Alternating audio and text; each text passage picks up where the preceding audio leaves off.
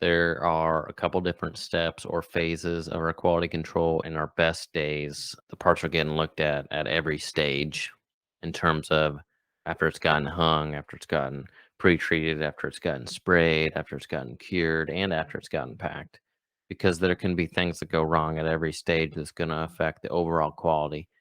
But typically, the quality control is happening after we've sprayed the parts and they're still in the booth and they haven't been cured yet. And then after they come out of the oven, they also get looked at again. And so those are two different stages, and we're looking for two different things at each stage of that quality control. So when the parts are still in the booth, and a lot of people have seen video of this or pictures, once we get done spraying a cart, we shut the lights off and we look at it with a flashlight. And the reason why we do that is when we have the lights off and a really high powered flashlight going across the part, we can see issues. We can see if it's too heavy, we put it on too thick, or if it's too light and we missed some areas, like we missed welds or the powder didn't suck into those Faraday areas. And also, you can just plain and simple see that, like, you just totally missed a side because you can see right down to the metal, or maybe you didn't put enough passes on because you can still kind of see through the white down to the metal. Simple things like that. And then on the other hand, you can see where you're way too heavy. There's a lot of powder there. It's starting to back ionize. Um, Kind of looks like cottage cheese almost a little bit because there's just so much of powder on the substrate. And at that particular point, we haven't cured it yet. We're still in the spray booth. It's still in powder form. So we can adjust. If it's too light, we add passes. If we're light on a weld, we try to change our spray settings so we can get the powder into that deep recess, get in that corner, get in that weld, and get it covered up.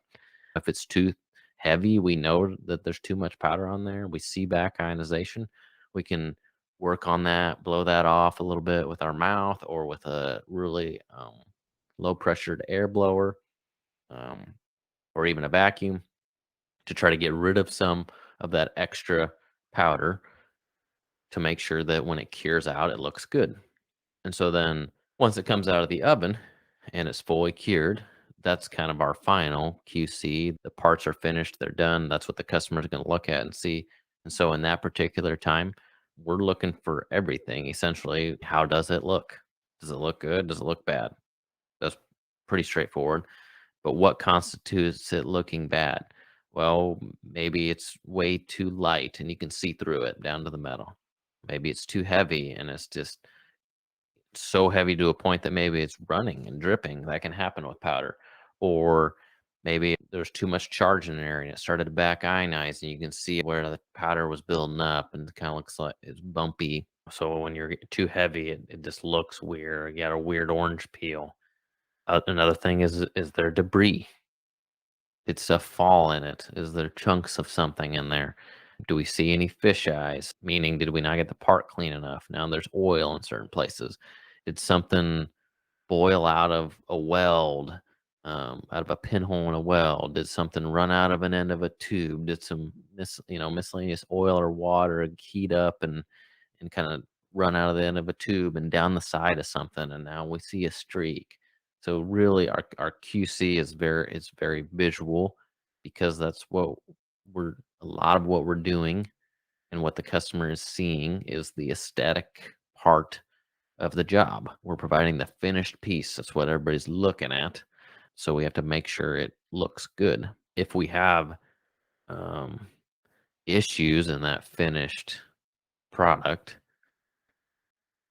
and it looks too bad to ship, then we rework it. And most of the time, probably 9 times out of 10, it's an issue that happened by accident or we caused it, and we can figure out what that was for next time and remedy it. But probably 1 out of 10 times, there's something that was out of our control or there's contamination in the powder itself. But basically, with a lot of experience looking at parts before they're cured and then after they're cured and seeing, you know, what you can get away with, or like, okay, that powder looked really, really heavy and built up before it was cured, but we went ahead and cured it out anyway, and it looks fine, looks great.